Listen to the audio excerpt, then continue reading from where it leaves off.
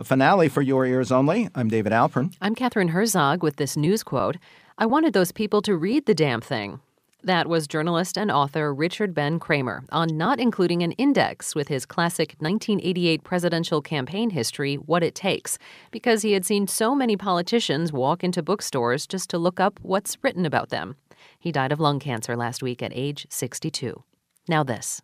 Just in time, I found you just in time. Before you came, my time was running low. Just in time to counter post-holiday blues and winter chills comes a lighthearted new show titled Does This Song Make Me Look Fat? By Cabaret veteran Jeff Harnar.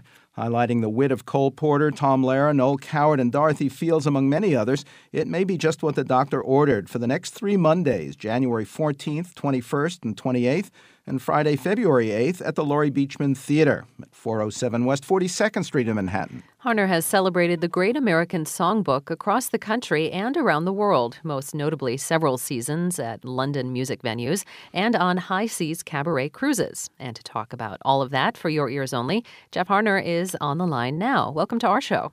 Well, good afternoon to you both. How fun. Let's start at the very beginning. A very good place to start, according to Rodgers and Hammerstein. When and how did you start singing? Well, that's part of the show. I grew up loving music. My parents, my brother and sister, all listened to music.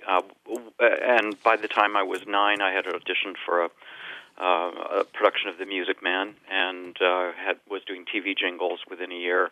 And so I've always loved singing. But what this show is about is I'm realizing how much I have, in addition to the standards, the Cole Porter and the Gershwin and the Julie Stein you were just playing, I grew up really loving comedy songs. And so I was in the mood to do a show that tapped into that music, and my tongue is firmly planted in my cheek, and I'm trying on a lot of new material by some songwriters who are actually alive and well here in New York City, like Francesca Blumenthal and Larry Kirshner and Rick Crom and Bob and Jim Walton, and also paying tribute to some of the wits that preceded me, like Noel Coward, of course, and Cole Porter and Tom Lehrer and Alan Sherman and Stan Freberg. It should, I don't know, I'm having a great time working on it. Well, let's talk about that, starting with Tom Lehrer, songs he's famous for and what you chose to sing. The former Harvard math professor. Yes, not the song you suggested, David, but I love that idea. I just sing The Elements, just. And The Elements has music by an even more famous composer. Yes, so the Gilbert and Sullivan melody of modern Major General, and to which he set the periodic table. Stan Freberg is perhaps best known for a comedy album on the early years of the United States, which I must say I treasure. What of his do you sing? I do Television.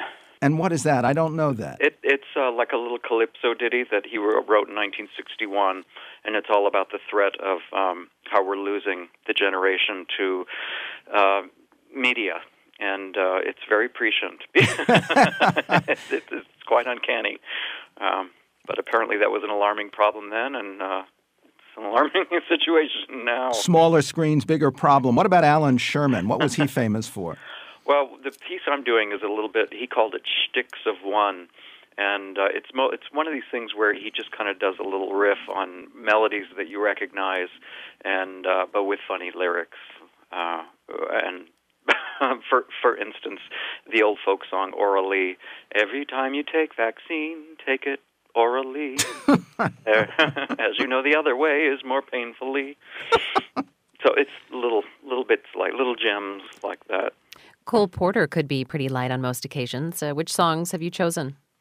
Well, I'm ending the show with Can Can because the lyrics are just so absolutely delicious. But I'm opening the show with one of his songs called I'm Throwing the Ball Tonight. And it's one of his famous list songs. And I've, summoned my hubris and actually changed some of the names. It was a very topical song in 1940 when Ethel Merman sang it in Panama Hattie. And I really do believe that if Cole Porter were alive today, he would add these names into the lyric. So I've sort of brought it up to 2013, and it's a lot of fun. Noel Coward could write light or serious, and it seems you wanted to reflect both sides now, a Joni Mitchell song you do not sing. Which did you choose? I'm singing Sail Away from the title song from that Broadway show, and also Don't Put Your Daughter on the Stage, Mrs. Worthington, which, as a child performer, that song has always sort of been a cautionary tale to me.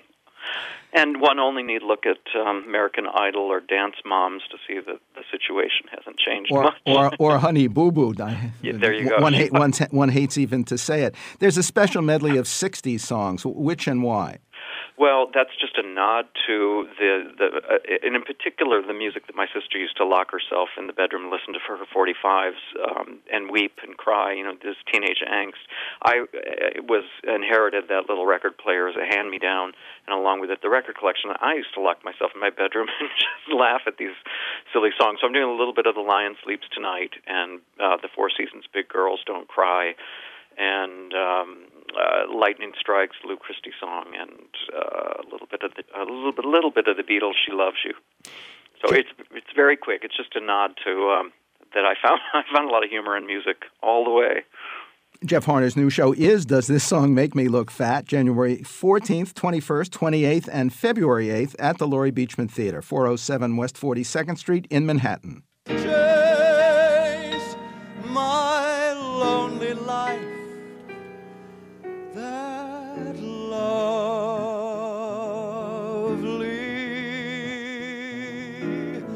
day. And this has been For Your Ears Only.